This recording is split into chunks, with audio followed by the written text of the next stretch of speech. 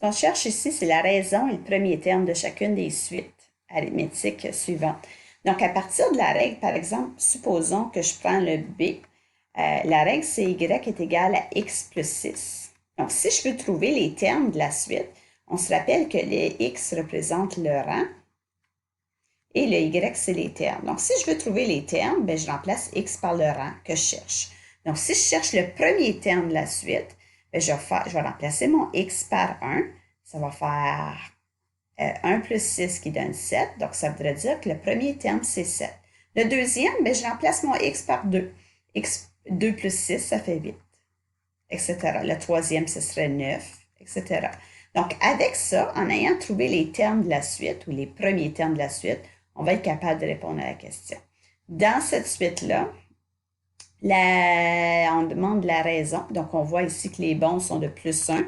Donc, la raison serait plus 1. Et le premier terme, bien, ce serait 7.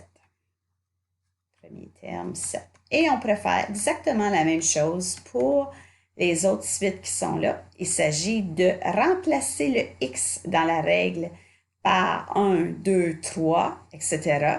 Et à ce moment-là, ben, on trouve le premier terme et la raison. Si je prends la suite numéro D, elle, sa règle, c'est y est égal à 7. Ça veut dire que les termes sont toujours de 7. C'est la suite constante, 7, 7, 7. C'est toujours le nombre 7.